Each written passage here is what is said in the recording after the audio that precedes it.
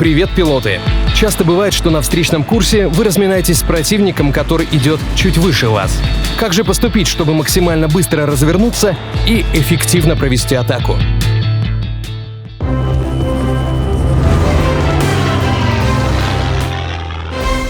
Одним из наиболее эффективных маневров, когда нужно быстро развернуться на 180 градусов, будет петля Иммельмана.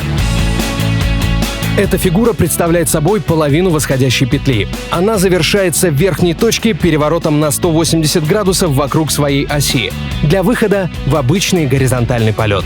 Применяется петля для быстрого разворота или захода на цель, летящую в противоположном направлении. Эта фигура пилотажа была названа в честь немецкого летчика аса Макса Иммельмана. Для начала маневра сделайте полупетлю вверх, управляя мышкой или назначенной кнопкой в настройках управления. В верхней точке, оказавшись головой вниз, выполните полубочку, нажав крен в одну из сторон, кнопки А и Д. Теперь вы летите в противоположном направлении с меньшей скоростью, но на большей высоте. Для более резкого маневра используйте закрылки. По умолчанию кнопка Е. Следите за скоростью, чтобы она не была слишком низкая.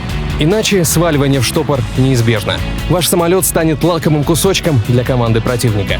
Если вы до этого летели противнику навстречу, то, выполнив этот прием, вы окажетесь выше и позади самолета противника. Теперь вы находитесь на выгодной позиции для атаки. Остается нагнать противника в пике и уничтожить его.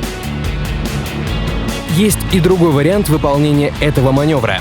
Самолет делает полупетлю вниз. Эта фигура называется сплит или обратный Иммельман.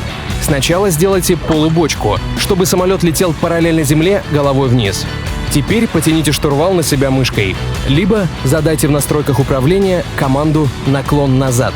Теперь вы летите в обратную сторону и на меньшей высоте, но с большей скоростью. Сплит можно применять как при обороне, так и при наступлении.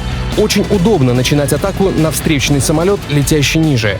Излишнюю скорость можно превратить в быстрый набор высоты, потянув после атаки штурвал на себя.